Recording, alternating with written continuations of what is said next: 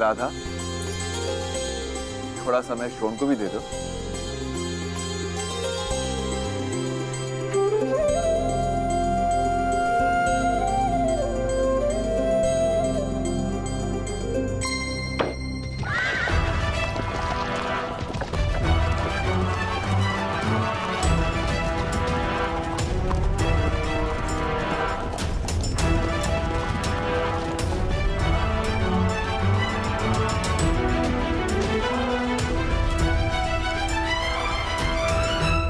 प्रणाम अधिरथ महोदय।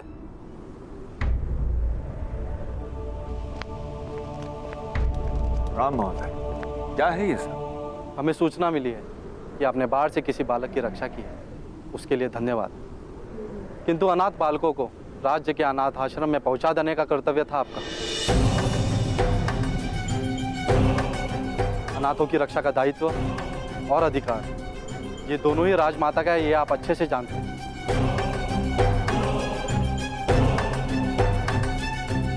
आर्य, ये क्या कह रहे हैं आर्य? किसकी बात कर रही है? कुछ नहीं राधा, इनसे कोई भूल हो रही है। मैंने बाढ़ में किसी की रक्षा नहीं की।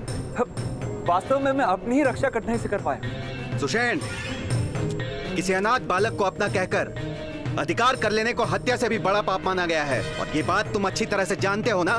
किंतु मैं ऐसा क्यों करूंगा? ये दोनों संतानें मेरी है, अनाथ नहीं है। मेरी पत्नी ने जुड़वा बच्चों को जन्म दिया है, कर्ण और शोण, और ये बात सभी जानते हैं। तो फिर मुख दिखाओ अपने दोनों पुत्रों का। अरे तुम होते कौन हो मेरे पुत्रों का मुंह देखने वाले? मेरे पुत्रों की ओर आंख उठाई ना तो अंधा कर दूंगी। शांत रहो राधा। क्यों शांत रहूं मैं? क्यों शांत रहूं मैं आर्य? 12 वर्ष निसंतान रहने के बाद ईश्वर ने मेरी मनोकामना पूरी की, तो पुत्र प्राप्त हुए मुझे। ये होते कौन है मेरे पुत्र के विषय में प्रश्न करने वाले? प्रश्न तुम्हारे पुत्र के विषय में नहीं है राधा, प्रश्न तुम्हारे पति के विषय में है। अरे जा रंभा, अपना मुंह काला कर। जानती हूँ सबको पीड़ा देकर ही सुख मिलता है ना तुझे। ये मेरे पति स्वयं महाराज का रथ हाँकते हैं। महाराज को इन पर पूर्ण विश्वास है। महाराज के इतने मूर्ख हैं, किसी पापी को अपने रथी बनाएंगे? ठीक है, फिर बुलाइए दाई माँ को, सारा सत्य स्वयं उजागर हो जाएगा। ठीक है, बुलाइए दाई माता को। यदि दाई माता ने कह दिया कि ये दोनों पुत्र मेरे हैं, तो समाज के बीच तुम्हारी नाक काट दूंगी। हाँ हाँ, काट लीजिएगा, लेकिन पहले दाई माता को बुलवाइए।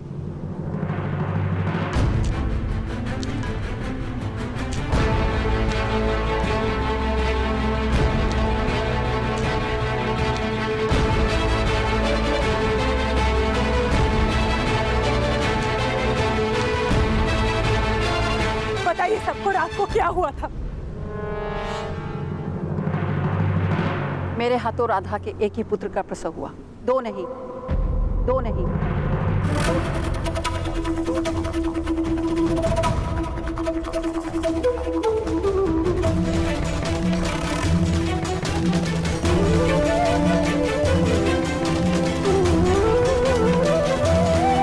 किंतु अधिरथ महोदय, अब ये मत कहना कि मेरे आने से पहले पुत्र का जन्म हो चुका था। अनेक बालकों के जन्म देखे मैंने।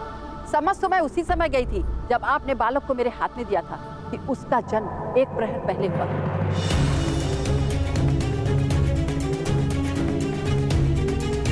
राधा, ये अंतर तो तुम स्वयं भी देख सकती हो।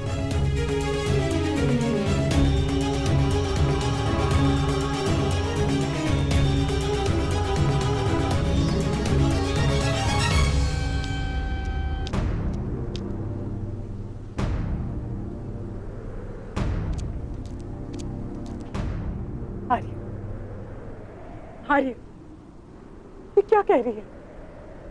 क्या ये हमारे पुत्र नहीं है? क्या आप किसी का पाप उठा के लाए?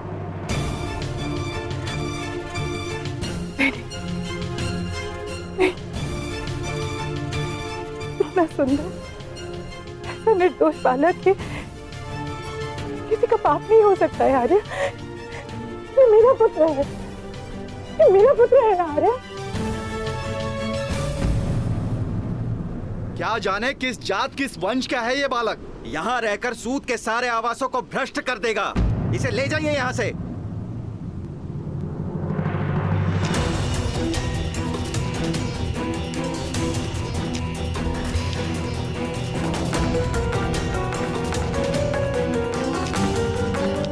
हाथ लगाने की चेष्टा भी मत करना। बालक दे दीजिए देवी। अनाथ बालकों की रक्षा का अधिकार महारानी का और राजकुमारी कुंती का है। नहीं आर्य, आर्य आप पहुंच क्यों है आर्य? नहीं, ये मेरा पुत्र है।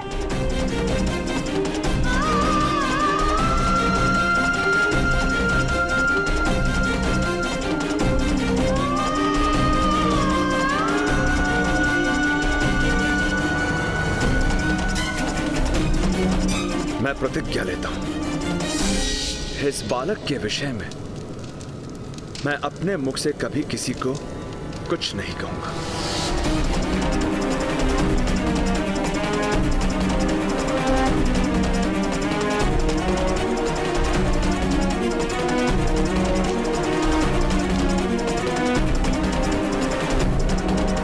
सत्य बड़ी ही सरलता से छुप जाता है सुषेण महोदय, क्योंकि केवल थोड़ा सा असत्य मिलाने से सत्य भी असत्य हो जाता है। ठहरिए।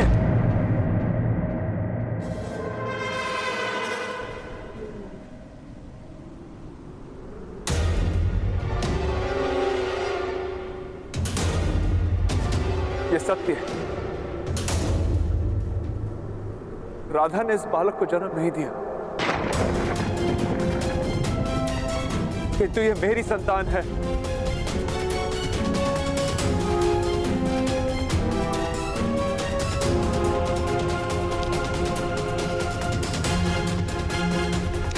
एक सूत का पुत्र, मेरा ही वंश, इसका वंश।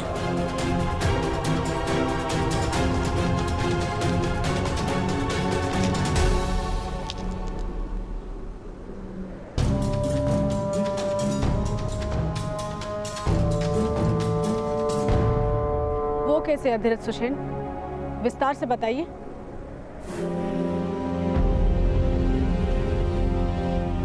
बाढ़ में इस अभागी बालक की माता की मृत्यु हो गई।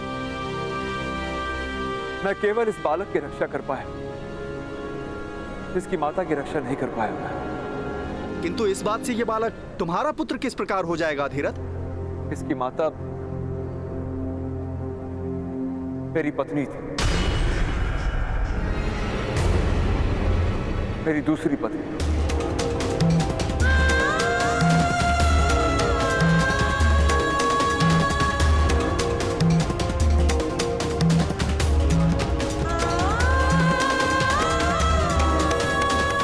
राधा के साथ विवाह करते समय मैंने वचन दिया था कि मैं दूसरा विवाह नहीं करूंगा, इसलिए मैंने राधा से ये बात छुपाई थी।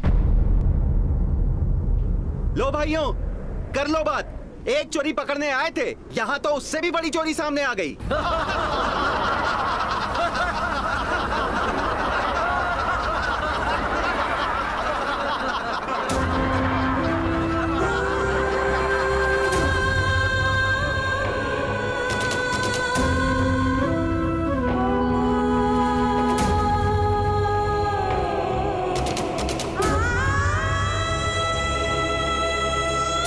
ये तो राधा का प्रश्न है, राधा ही जाने।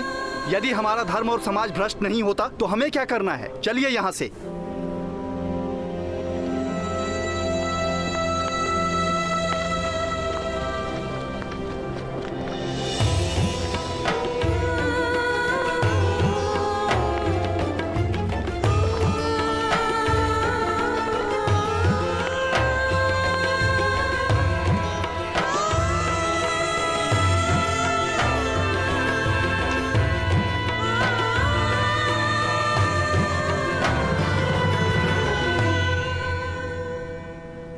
इतना बड़ा विश्वासघात आर्य, इतना बड़ा विश्वासघात। यदि विवाह से पहले आपने कहा होता कि आप दूसरा विवाह करेंगे तो मैं आपसे विवाह ही नहीं करती। यदि मेरे पुत्र शोहन के जन्म से पहले आपके इस दूसरे विवाह के बारे में जान जाती तो आत्महत्या भी कर सकती थी। इस तरह तो आपने मुझे जीवन भर इस विश्वासघात के साथ जीने का एक दंड दे दिया है आर्य। राधा, राधा मेरी बात तो सुनो।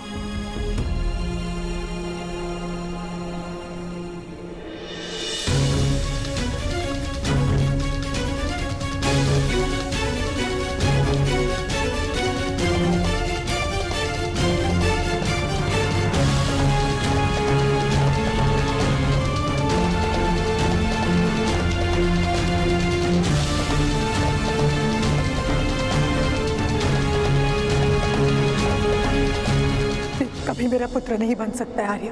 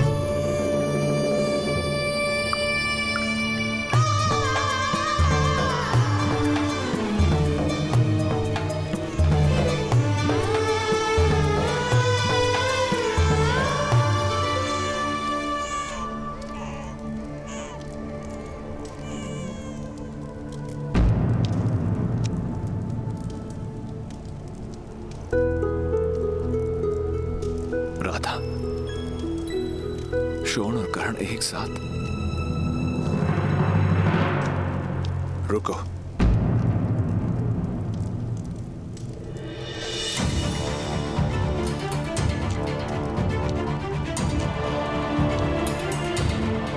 मैं मानता हूं, जानता हूं कि भूल मेरी, किंतु इस बालक का क्या दोष? इस बालक का दोष केवल इतना ही कि ये मुझे आपके दोष का स्मरण दिलाएगा।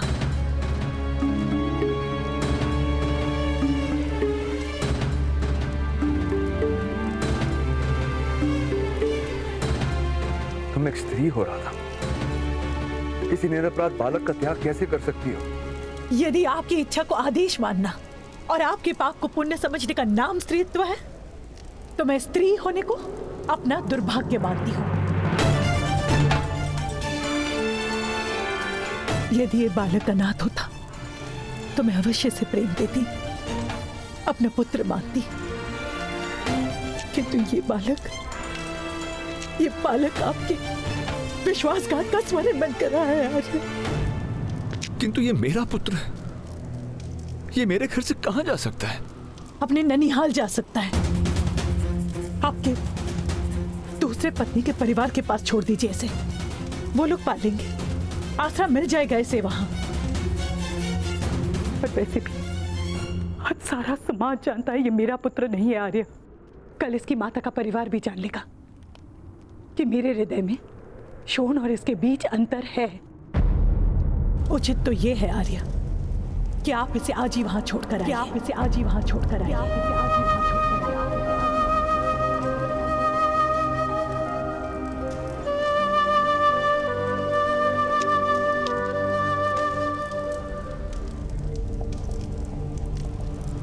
क्या ये तुम्हारा अंतिम निर्णय है?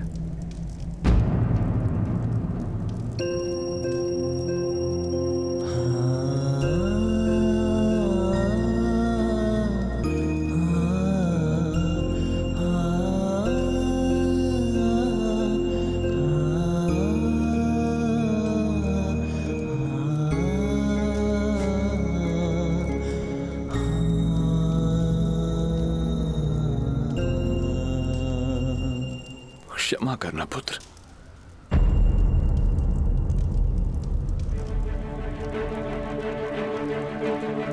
मैं और कर्ण यहां से जा रहे हैं।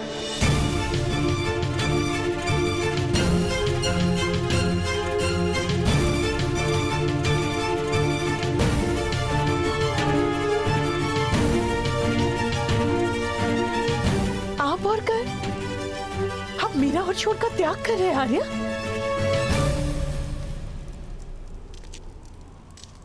तुमने भी मेरे पुत्र का त्याग किया है, वो तुम्हारा निर्णय है, ये मेरा निर्णय है।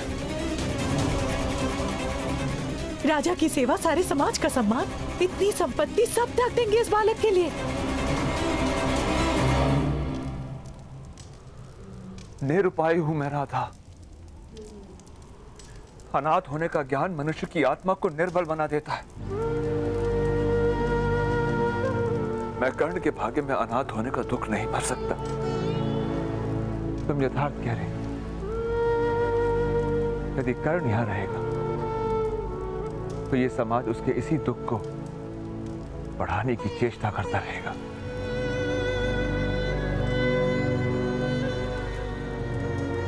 इसलिए मुझे गांव छोड़ना ही होगा। यदि आप मेरा त्याग करेंगे, मेरे पास जीने का और कोई मार्ग नहीं रहेगा आर्या। क्या आप जानते हैं? तुम साथ चल सकती हो,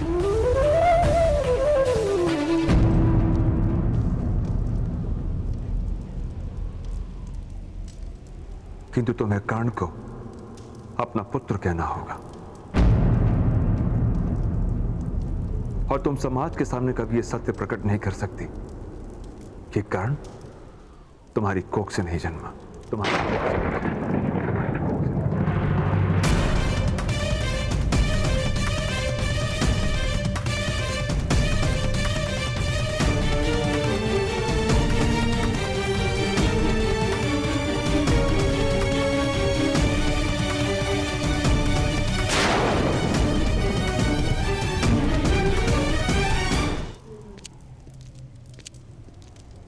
आर्या,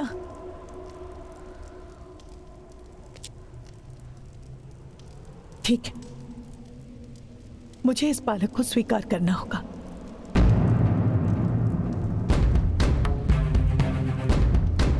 किंतु स्मरण रहे आर्या, शरीर दास होता है, हृदय सदा स्वतंत्र रहता है। आज से मेरे हृदय पर आपका कोई अधिकार नहीं। और इस बालक को मैं प्रेम नहीं दूंगी आर्या, ये अब जान लीजिए।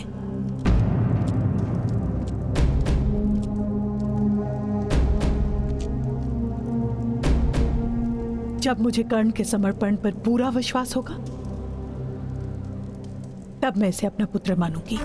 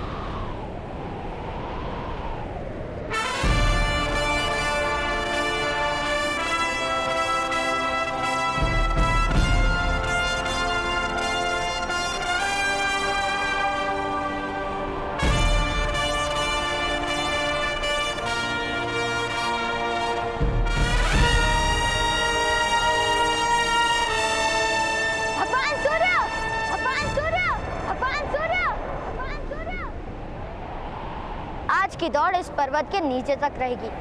आज तो आपको मुझसे पराजय माननी पड़ेगी, माननी पड़ेगी, माननी पड़ेगी।